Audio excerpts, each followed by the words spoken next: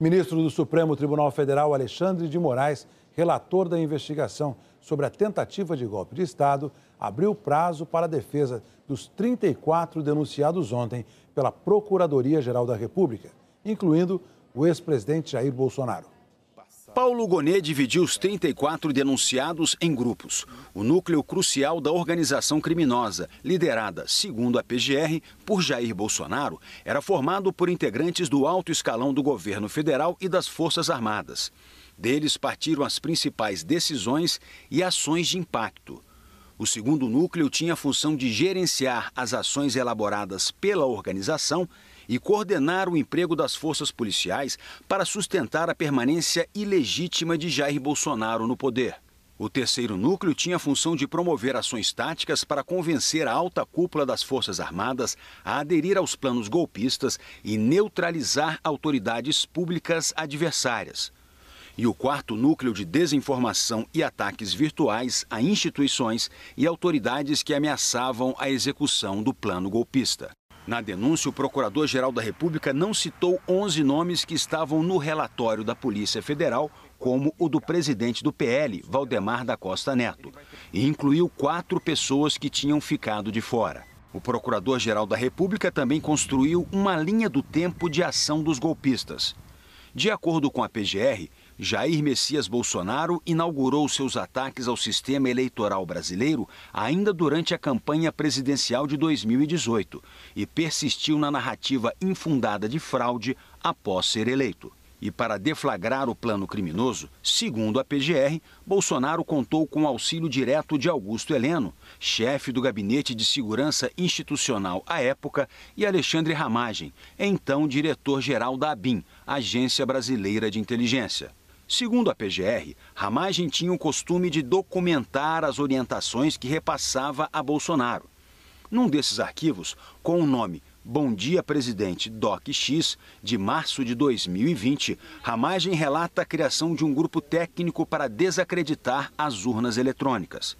A orientação de Ramagem é idêntica à anotação encontrada na agenda de Augusto Heleno, a respeito de plano para descumprir decisões judiciais sensíveis ao grupo. O plano consistia em coagir a Polícia Federal a ignorar as ordens emanadas pelo Supremo Tribunal Federal, com isso escudando Jair Bolsonaro e a organização criminosa. A PGR afirma que a estratégia se tornou ainda mais evidente nos discursos públicos de Bolsonaro no dia 7 de setembro de 2021, na esplanada dos ministérios e na Avenida Paulista, quando ele insuflou seus apoiadores contra membros do Tribunal Superior Eleitoral e do Supremo Tribunal Federal. Segundo a denúncia, Bolsonaro, com receio de derrota nas urnas, apresentou de forma explícita a mensagem autoritária de permanência no poder. Só saio preso, morto ou com vitória. Quero dizer aos canalhas que eu nunca serei preso. A PGR também citou uma live feita por Bolsonaro ainda em 2021, com ataque às urnas eletrônicas.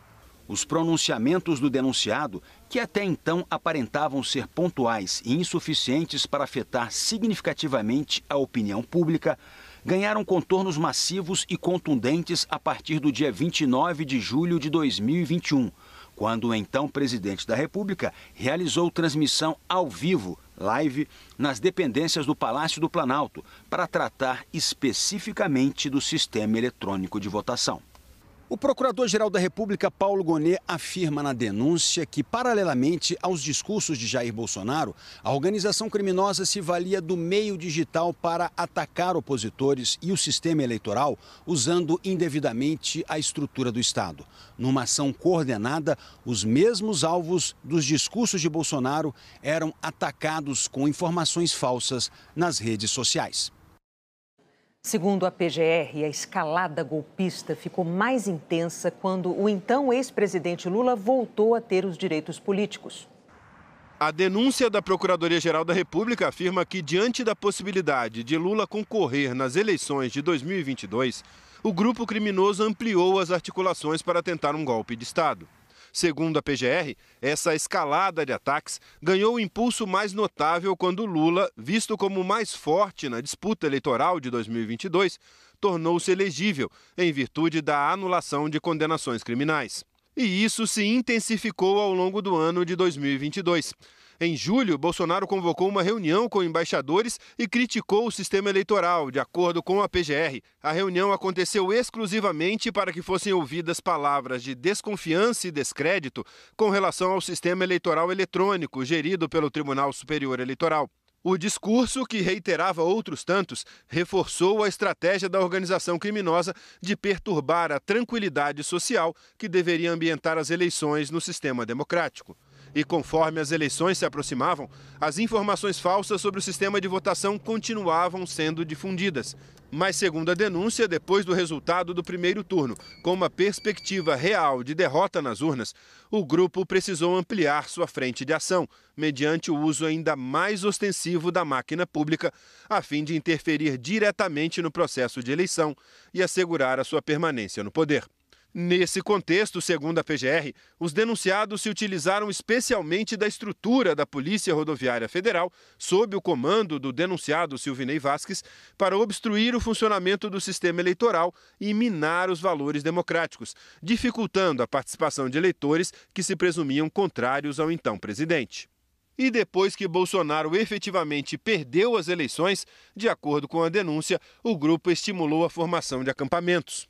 São notórias as convocações em redes sociais de um levante contra o Estado de Direito e o governo eleito, dando lugar a ações de fechamento de rodovias em pontos diversos do país e de instalação de acampamentos de pessoas clamando por intervenção militar. Os procedimentos se mostravam coordenados e articulados, nos moldes do almejado pela organização criminosa. E quando novembro chegou, segundo a PGR, além de perenizar a narrativa de fraude eleitoral, o grupo deu início à fase mais violenta de seu projeto de poder. No dia 9 de novembro, segundo a denúncia, foi criado e impresso nas dependências do Palácio do Planalto o plano denominado Punhal Verde Amarelo, para a apresentação a Jair Messias Bolsonaro e seu endosso. O plano previa a prisão e até a morte do ministro do Supremo Tribunal Federal, Alexandre de Moraes, e dos então candidatos eleitos Luiz Inácio Lula da Silva e Geraldo Alckmin. Na introdução da denúncia, Paulo Gonet já havia falado sobre o plano, que seria de conhecimento de Bolsonaro. Os membros da organização criminosa estruturaram, no âmbito do Palácio do Planalto, plano de ataque às instituições com vistas à derrocada do sistema de funcionamento dos poderes e da ordem democrática, que recebeu o sinistro nome de Punhal Verde Amarelo. O plano foi arquitetado e levado ao conhecimento do presidente da República, que a ele anuiu, ao tempo em que era divulgado o relatório em que o Ministério da Defesa se via na contingência de reconhecer a inexistência de detecção de fraude nas eleições. 3 dias depois, segundo a denúncia, em uma reunião na casa de Braga Neto, em Brasília, os denominados Kids Pretos debateram as ações clandestinas enfeixadas sob o nome Copa 2022, destinadas a neutralizar o ministro Alexandre de Moraes nos moldes previstos pelo plano Punhal Verde Amarelo. O colaborador Mauro César Barbosa Cid confirmou a realização da reunião em 12 de novembro de 2022, indicou os participantes envolvidos e resumiu a pauta discutida: promover uma ação de forte impacto social para justificar a assinatura de um decreto por Jair Bolsonaro. E no dia 19 de novembro, uma semana depois da reunião na casa de Braga Neto, segundo a PGR, Felipe Martins, assessor de Bolsonaro, apresenta a ele os termos de um decreto golpista, que seria usado para dar legitimidade a um golpe de Estado. Em dezembro, com a posse de Lula se aproximando, de acordo com a PGR, o grupo apressou as ações golpistas. No dia 6 de dezembro, o monitoramento do ministro Alexandre de Moraes foi intensificado e Bolsonaro recebeu a primeira versão da minuta do decreto golpista e pediu ajustes.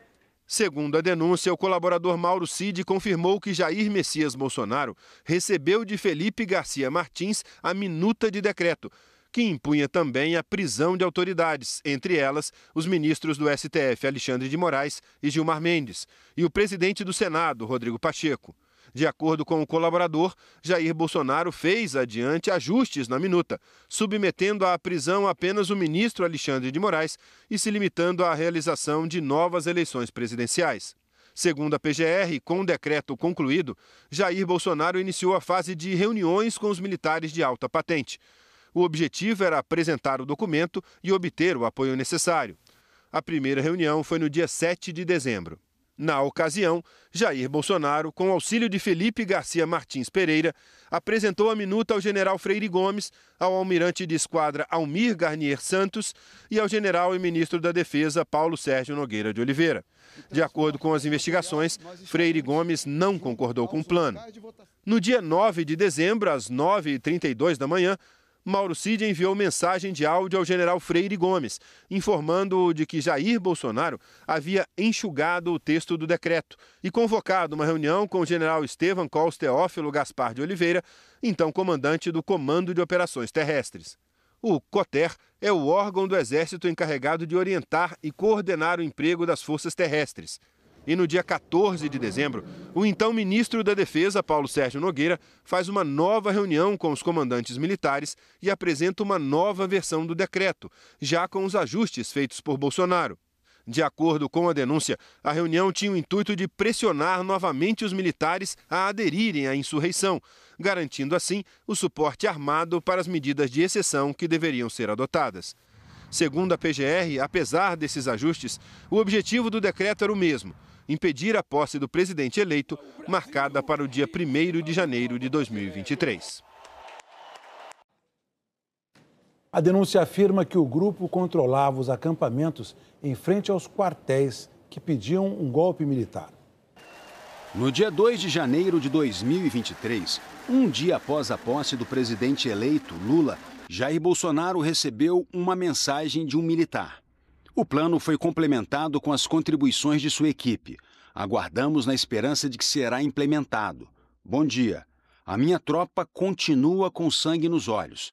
Bom dia. Feliz Ano Novo. Conversa hoje com Amir. Desmobilizamos a tropa ou permanecemos em alerta? A mobilização no acampamento montado em frente ao QG do Exército, principal palco de manifestações antidemocráticas, foi mantida. Segundo a PGR, o controle exercido pela organização criminosa sobre as manifestações populares era tão evidente que, em 4 de janeiro de 2023, Mauro Cid já manifestava ciência sobre o ato de violência que ocorreria poucos dias depois. O grupo aguardava o evento popular como a tentativa derradeira de consumação do golpe.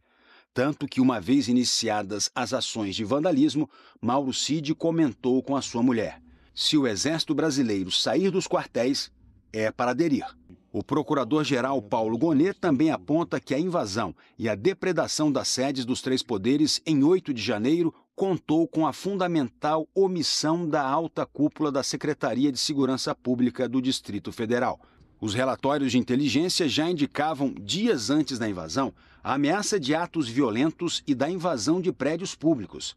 A informação crítica, contudo, permaneceu restrita ao círculo mínimo dos denunciados, não alcançando as instâncias que poderiam ter tomado providências eficazes.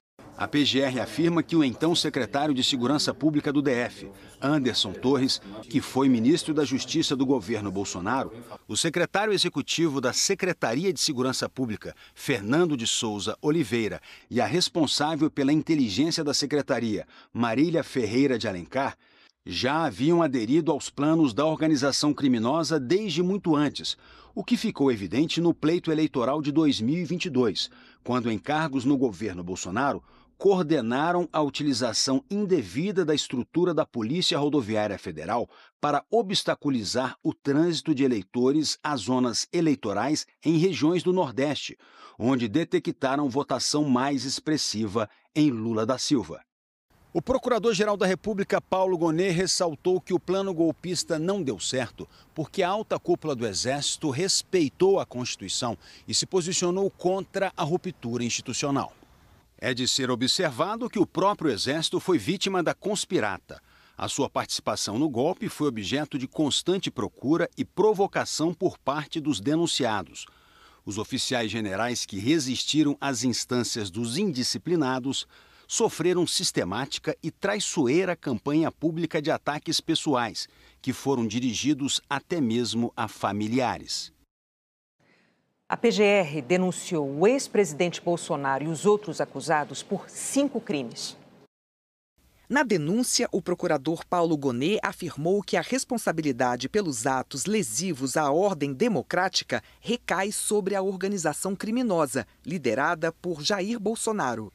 Os delitos descritos não são de ocorrência instantânea, mas se desenrolam em cadeia de acontecimentos, alguns com mais marcante visibilidade do que outros, sempre articulados ao mesmo objetivo: o de a organização, tendo à frente o então presidente da República, Jair Bolsonaro, não deixar o poder, ou a ele retornar pela força, ameaçada ou exercida, contrariando o resultado apurado da vontade popular nas urnas. O inquérito revela atentado contra a existência dos três poderes e contra a essência do Estado de Direito democrático. O documento apontou o núcleo central da ação. Integrantes do alto escalão do governo e das Forças Armadas formaram o núcleo crucial da organização criminosa.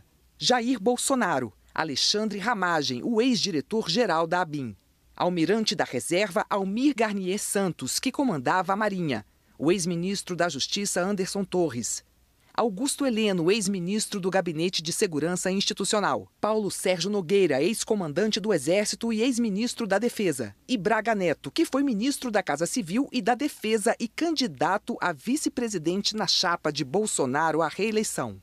Jair Bolsonaro e aliados foram denunciados por organização criminosa armada, que prevê pena de 3 a 8 anos de prisão. A PGR ressaltou que a natureza estável e permanente da organização criminosa é evidente em sua ação progressiva e coordenada, que se iniciou em julho de 2021 e se estendeu até janeiro de 2023. As práticas da organização caracterizaram-se por uma série de atos dolosos ordenadas à abolição do Estado Democrático de Direito e à deposição do governo legitimamente eleito. A denúncia aponta outros 4 crimes: tentativa de abolição violenta do Estado Democrático de Direito, que prevê de 4 a 8 anos de prisão. A denúncia destacou que a decisão dos generais, especialmente dos que comandavam regiões, e do comandante do Exército de se manterem no seu papel constitucional foi determinante para que o golpe, mesmo tentado, mesmo posto em curso, não prosperasse. Mas crime houve, pondera o PGR Paulo Gonet, citando artigos do Código Penal, que tipificam atentado contra as instituições democráticas. A tentativa é o fato punível descrito na lei.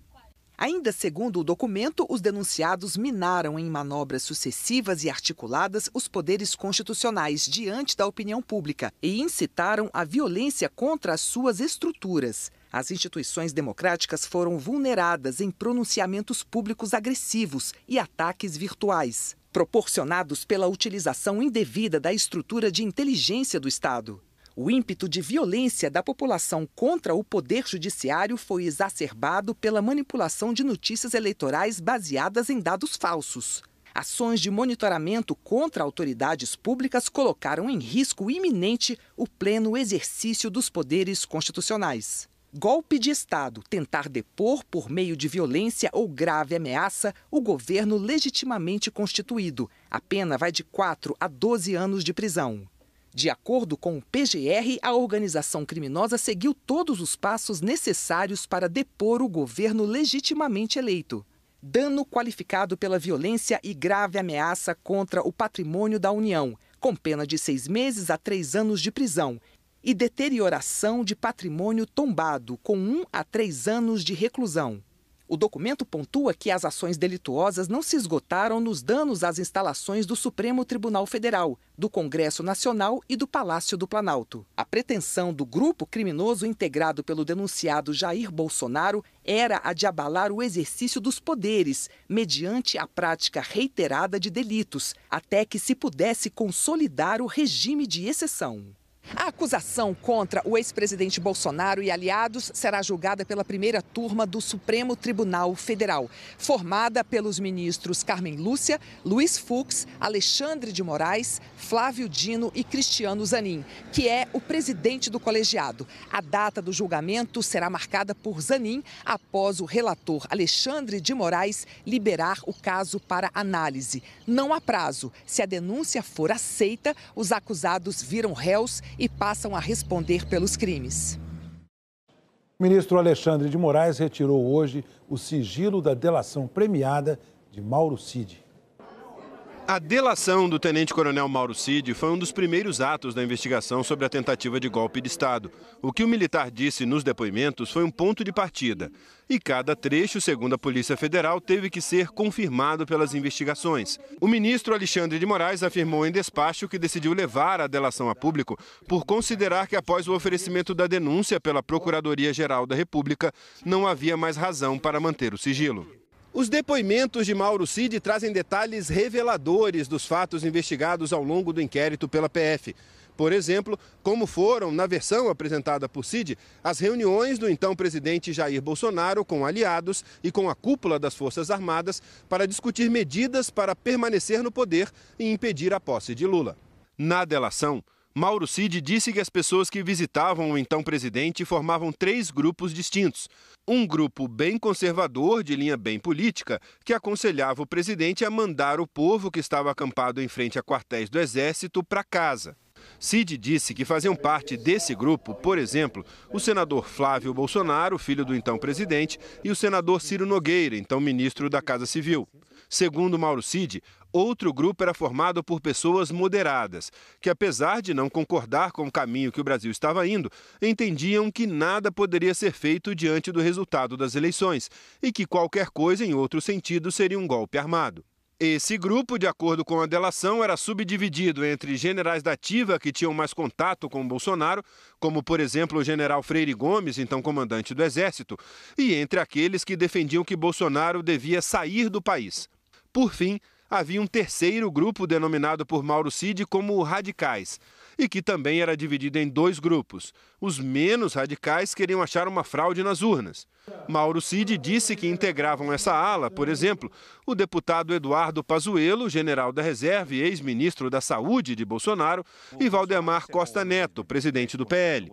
Já o segundo grupo de radicais, segundo Cid, era a favor de um braço armado, que gostariam de alguma forma incentivar um golpe de Estado e que queria que Bolsonaro assinasse o decreto do golpe.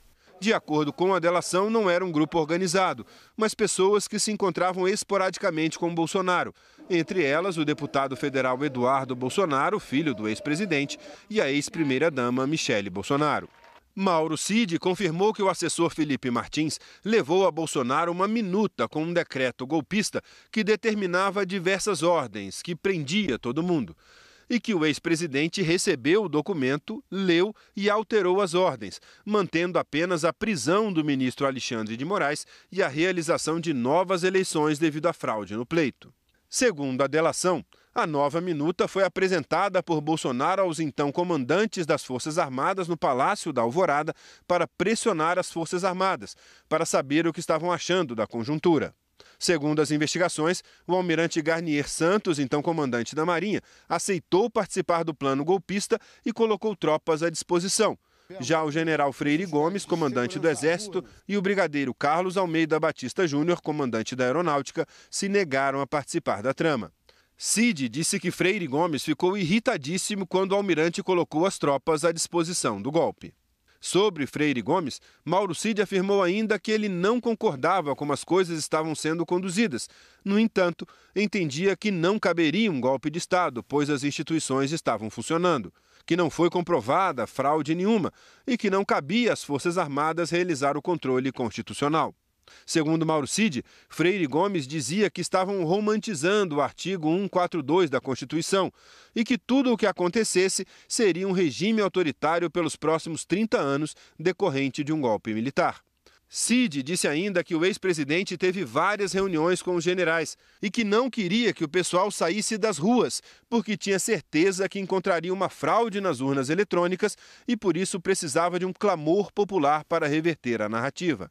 Cid também afirmou que o general Freire Gomes já havia manifestado previamente que não faria nada, que o general confirmou sua posição contrária na reunião. Cid foi indagado ainda se tomou conhecimento que na referida reunião do dia 14 de dezembro de 2022 foi ratificado o posicionamento do general Freire Gomes de que não aderiria a nenhum intento de golpe de Estado. e Mauro Cid respondeu que sim. O tenente-coronel Mauro Cid também deu detalhes sobre fatos investigados em outros inquéritos. Sobre as fraudes em cartões de vacinação, Cid disse que o ex-presidente Jair Bolsonaro deu a ordem para fazer os cartões dele e da sua filha. O objetivo era obter os cartões de vacina para qualquer necessidade e que imprimiu os certificados de vacina e entregou em mãos para o ex-presidente. Bolsonaro já foi indiciado pela Polícia Federal nessa investigação. Outra revelação feita por Cid na delação foi sobre a venda de kits de joias e relógios recebidos pelo ex-presidente como presentes dados a ele enquanto representante do Estado brasileiro. Segundo o militar, Bolsonaro solicitou que ele realizasse a venda do kit ouro branco e dos relógios Rolex e Patek Philippe e que apenas ele e o ex-presidente sabiam das tratativas das vendas desses itens. As duas vendas foram feitas nos Estados Unidos. Mauro Cid disse que efetivou a venda dos referidos relógios pelo montante de $68 mil e que o pagamento foi realizado na conta bancária de seu pai, Mauro César Lourena Cid. O militar revelou que efetuou a venda das demais joias em um centro especializado na cidade de Miami, pelo valor de $18 mil, e que o pagamento foi realizado em espécie, sem emissão de nota. E segundo Cid, o dinheiro foi entregue a Bolsonaro quando ele retornou ao Brasil de forma fracionada. Cid também revelou que as motociatas promovidas por Jair Bolsonaro durante o mandato eram financiadas com recursos públicos. Ele disse que a partir do momento que o ex-presidente decidiu andar de moto, o GSI teve de comprar motos similares à do ex-presidente para poder acompanhá-lo e que acredita que os gastos com as motos e seu transporte eram pagas também com o cartão corporativo. Afirmou ainda que os gastos de hospedagem e alimentação dos servidores que faziam a segurança do presidente nas motociatas eram arcadas com o uso do cartão corporativo. Cid também afirmou que o monitoramento do ministro Alexandre de Moraes foi um pedido do próprio ex-presidente Jair Bolsonaro e que o general da reserva Braga Neto entregou a ele, Mauro Cid, dinheiro vivo no Palácio da Alvorada para essa ação de monitoramento. Na delação, ele afirmou: então o general Braga Neto me entregou o dinheiro. Eu tenho quase certeza que foi no Alvorada. Até me lembro que eu botei na minha mesa ali na biblioteca do Alvorada e depois o De Oliveira veio buscar o dinheiro comigo no próprio Alvorada. De Oliveira é o tenente-coronel Rafael de Oliveira, que, segundo a PGR, dias depois começou a seguir o ministro do Supremo. Em outro depoimento, Mauro Cid afirmou que o relatório das Forças Armadas sobre as urnas concluiu que não houve fraude no sistema eleitoral, mas que Bolsonaro não aceitou a conclusão e que, por isso, o Ministério da Defesa alterou o documento por determinação e insistência de Bolsonaro. Mas ainda assim, por falta de qualquer prova, o texto afirma apenas que não era possível dizer que não houve fraude. Ao decidir contar o que sabia, o tenente-coronel informou quais benefícios queria em troca da colaboração: perdão judicial ou, em caso de condenação, pena não superior a 2 anos de prisão, restituição de bens e valores apreendidos, a extensão dos benefícios da delação para o pai dele, a esposa e a filha, e que a Polícia Federal garantisse a segurança dele e de seus familiares. Todos os benefícios serão definidos ao final do processo, quando a efetividade da colaboração será avaliada. O Ministério da Defesa afirmou que a denúncia da PGR é importante para distinguir as condutas individuais da conduta das Forças Armadas e que a avaliação do ministro José Múcio Monteiro é de que a denúncia é mais um passo para se buscar a responsabilização correta, livrando as instituições militares de suspeições equivocadas. O presidente Lula se manifestou sobre a denúncia da PGR. A decisão de ontem é uma decisão da Procuradoria-Geral da República. Ele indiciou as pessoas.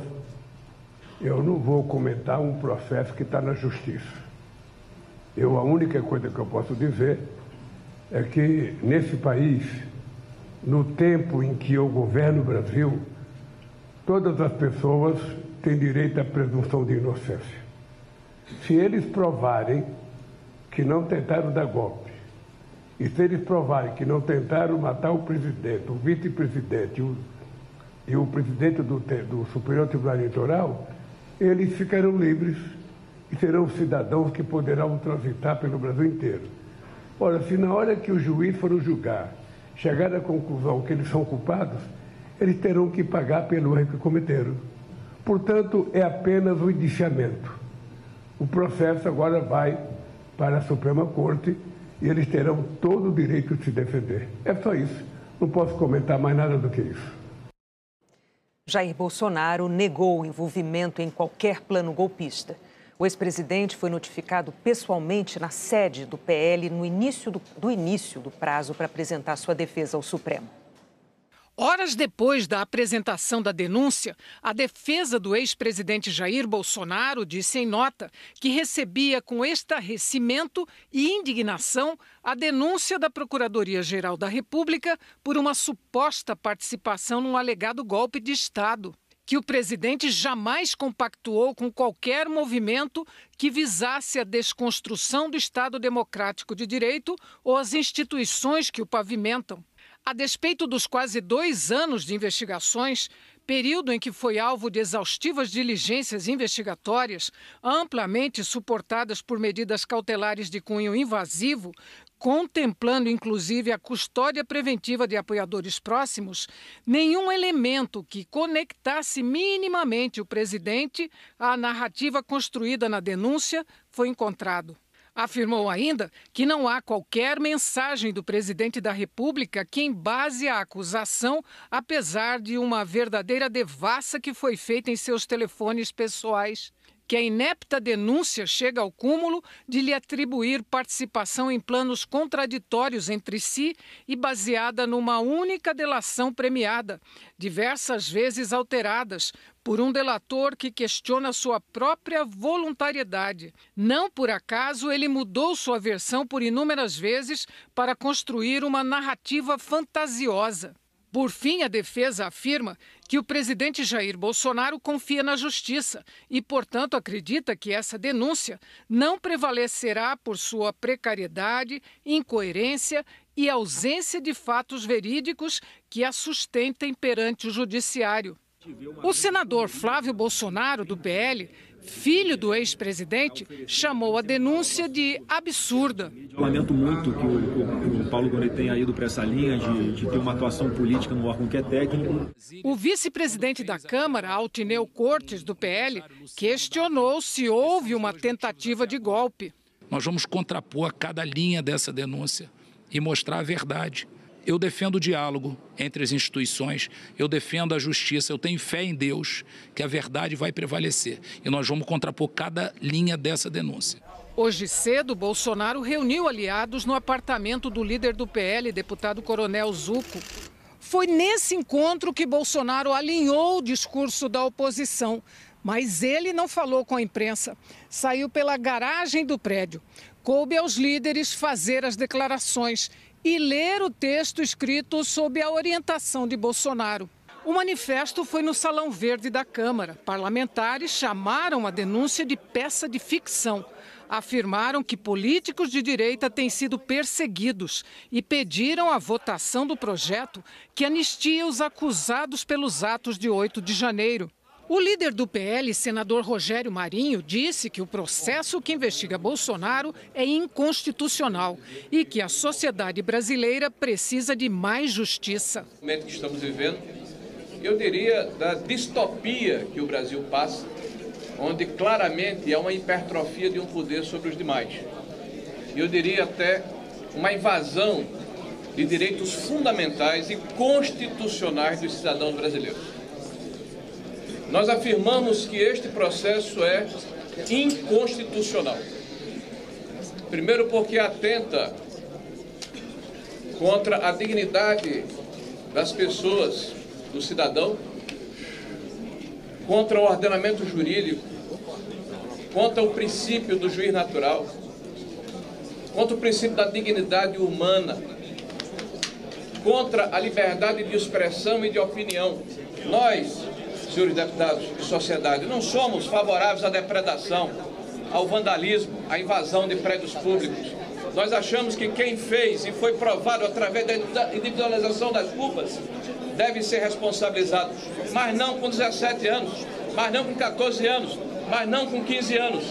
Por isso, peço que reflitam a respeito do que estamos conversando aqui e da necessidade de entendermos que a sociedade brasileira precisa sim de pacificação, precisa sim de conciliação, mas precisa sobretudo de justiça.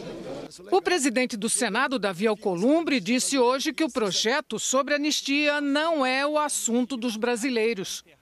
O que nós estamos debatendo. Quando a gente fala desse assunto todo instante, a gente está dando de novo a oportunidade de nós ficarmos na nossa sociedade dividindo um assunto que não é o assunto dos brasileiros. O advogado de Braga Neto disse que a denúncia é fantasiosa, a delação de Mauro Cid mentirosa e que vai requerer a soltura de seu cliente. Nós vamos, evidentemente, pedir a liberdade do general Braga Neto e nós vamos mostrar com documentos, com argumentos, que a colaboração apresentada, feita pelo senhor Cid, ela é mentirosa.